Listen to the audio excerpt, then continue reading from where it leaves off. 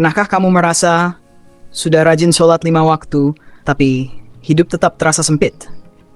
Rezeki seakan tersendat, hati mudah gelisah, dan doa jarang terkabul. Padahal kamu tidak pernah meninggalkan sholat, bahkan selalu di awal waktu. Lalu, kenapa ya? Seolah sholat kita tak berdampak apa-apa pada hidup kita. Teman-teman yang dirahmati Allah, bisa jadi bukan karena sholatmu kurang, tapi karena ada kebiasaan-kebiasaan kecil yang tanpa sadar menghapus pahala sholat itu sendiri. Ya, pahala sholatmu bisa hilang begitu saja, bahkan sebelum engkau sempat mengucap salam.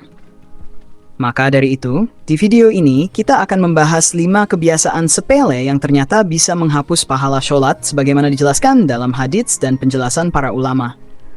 Tapi sebelum kita mulai, kalau kamu ingin terus mendapatkan video penuh hikmah-hikmah seperti ini, jangan lupa tekan tombol subscribe, nyalakan lonceng notifikasinya, agar kita bisa terus menebar kebaikan Islam bersama-sama. Sahabat menebar kebaikan Islam, sholat adalah tiang agama, ibadah yang paling mulia di antara amalan lainnya. Namun, tahukah kamu, ada satu hal yang seringkali tanpa sadar justru meruntuhkan pahala sholat itu sendiri. Ya, lidah kita sendiri. Berapa banyak di antara kita yang setelah salam langsung membuka obrolan dengan membicarakan keburukan orang lain? Kadang di tempat kerja, di rumah, bahkan di masjid. Kita membahas aib saudara, menjelekkan teman, atau mengomentari kekurangan orang lain. Padahal Rasulullah SAW bersabda, "Barang siapa beriman kepada Allah dan hari akhir, hendaklah ia berkata yang baik atau diam." Sahabat menebar kebaikan Islam, lidah yang tajam bisa menghapus pahala amal sebesar gunung. Bayangkan, kita sudah khusyuk berdiri di hadapan Allah. Namun begitu selesai sholat, kita langsung menggibah, seolah tidak pernah mendukkan kepala di hadapannya. Na'udzubillah min zalik.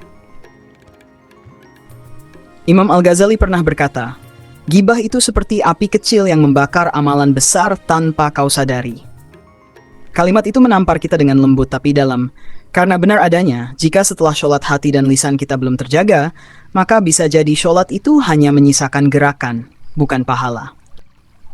Sahabat menebar kebaikan Islam, kadang bukan hanya lisan yang bisa menghapus pahala, tapi juga hati yang sombong dan merasa lebih baik dari orang lain.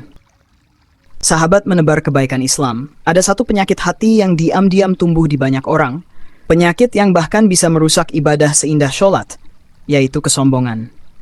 Kadang tanpa sadar, seseorang merasa lebih suci karena rajin sholat di masjid, merasa lebih baik karena selalu di saf pertama, atau merasa lebih beriman karena penampilannya lebih islami dari orang lain.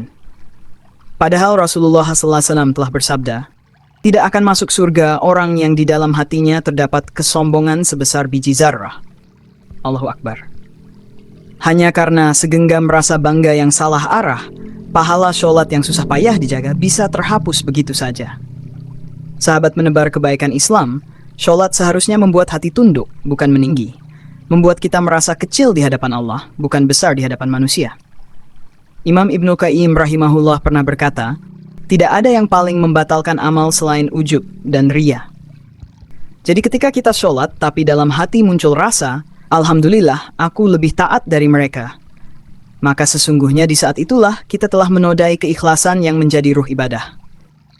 Sahabat menebar kebaikan Islam, ingatlah, Allah tidak melihat bentuk tubuh dan pakaian kita, tapi Allah melihat hati dan niat di balik setiap sujud kita.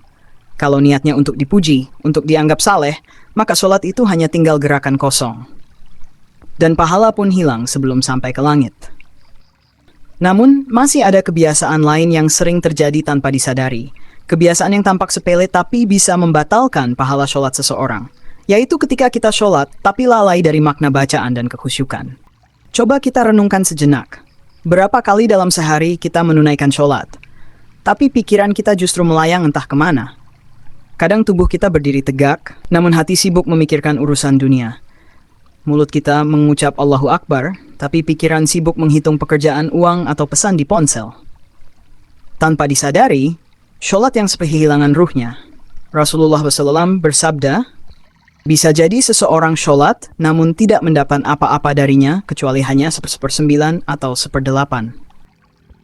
Artinya semakin kita lalai, semakin berkurang nilai ibadah kita di sisi Allah.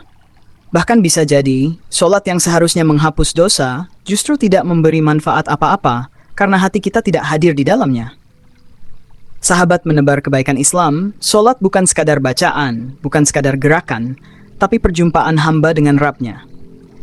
Bayangkan saja, kalau kita berbicara dengan orang penting tapi tidak fokus, pasti dianggap tidak sopan. Lalu bagaimana jika yang kita hadapi adalah raja dari segala raja, Allah Subhanahu wa Ta'ala? Dalam surat Al-Mu'minun ayat 1-2, Allah berfirman, "Qad aflahal mu'minun, alladzina hum fi salatihim khashi'un." Sungguh beruntung orang-orang beriman, yaitu mereka yang khusyuk dalam sholatnya. Jadi, kunci utama agar sholat kita bernilai tinggi adalah khusyuk. Dan khusyuk bukan berarti harus menangis, tetapi menghadirkan hati yang sadar, tunduk, dan merasa diawasi oleh Allah. Cobalah, setiap kali membaca Al-Fatihah, hayati maknanya. Ketika mengucap Allahu Akbar, rasakan kebesarannya. Saat sujud, bisikkan isi hati terdalam kita kepadanya. Karena sesungguhnya, di sanalah letak keindahan sejati dalam sholat. Saat hati berbicara dengan Rabb-Nya, bukan hanya bibir. Sahabat menebar kebaikan Islam. Ternyata masih ada lagi kebiasaan lain yang juga bisa menghapus pahala sholat tanpa disadari. Kebiasaan yang sering muncul setelah sholat selesai, yaitu membicarakan keburukan orang lain, ghibah setelah beribadah. Ada satu kebiasaan yang sangat sering dilakukan tanpa sadar, bahkan tepat setelah kita selesai sholat, yaitu ghibah. Ya, lidah kita begitu mudah tergelincir membicarakan orang lain. Kadang dimulai dengan ringan. Tadi imamnya salah baca. Atau si fulan bacanya cepat sekali. Bahkan sampai membicarakan urusan pribadi seseorang yang tidak hadir di situ. Padahal Rasulullah Shallallahu Alaihi Wasallam telah memperingatkan dengan tegas tentang hal ini. Beliau bersabda, "Tahukah kalian apa itu ghibah?" Para sahabat menjawab, "Allah dan Rasulnya yang lebih tahu." Beliau bersabda, "Engkau menyebut saudaramu dengan sesuatu yang ia tidak sukai." Seseorang bertanya, "Bagaimana jika apa yang aku katakan benar adanya?" Beliau menjawab, "Jika yang kau katakan benar, berarti engkau telah menggibahinya. Dan jika tidak benar, berarti engkau telah memfitnahnya." Na'udzubillah. Gibah bukan hanya dosa lisan, tapi juga bisa menghapus pahala amal, termasuk pahala sholat yang baru saja kita kerjakan. Bayangkan, baru saja kita berdiri menundukkan diri di hadapan Allah, memohon ampun dan rahmat-Nya, tapi begitu salam kita ucapkan, kita langsung membuka aib saudara kita. Amal yang tadi berkilau, seketika sirna karena dosa lisan yang keluar tanpa pikir panjang. Allah Subhanahu wa Ta'ala menggambarkan betapa menjijikkannya perbuatan ini dalam Al-Quran Surat Al-Hujurat ayat 12. "Dan janganlah sebagian kamu menggunjing sebagian yang lain. Sukakah salah seorang di antara kamu memakan daging saudaranya yang sudah mati? Maka tentulah kamu merasa jijik kepadanya." Subhanallah, bayangkan perumpamaan itu. Setiap kali lidah kita memakan daging saudara kita dengan ghibah, seolah-olah kita sedang menikmati sesuatu yang busuk di mata Allah. Sahabat menebar kebaikan Islam, ghibah tidak selalu terdengar kasar. Kadang dibungkus dengan kalimat, "Saya hanya ingin sharing," atau "biar jadi pelajaran bagi kita."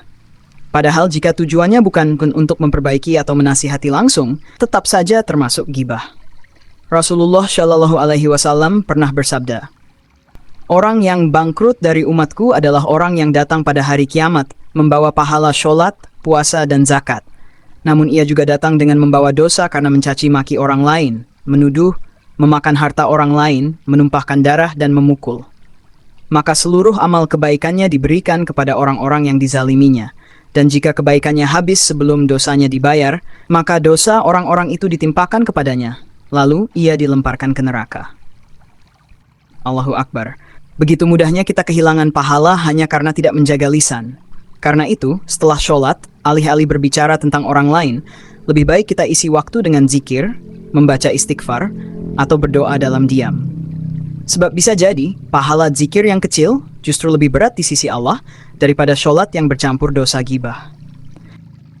Sahabat menebar kebaikan Islam, kadang kita merasa lega setelah sholat, setelah sedekah, atau setelah menunaikan ibadah lainnya. Tapi, tanpa disadari, muncul bisikan halus di hati. "Alhamdulillah, aku rajin sholat." Atau "aku lebih taat dibanding dia." Hati-hati sahabat, itulah rasa ujub, yaitu perasaan bangga dan kagum pada diri sendiri karena amal yang dilakukan.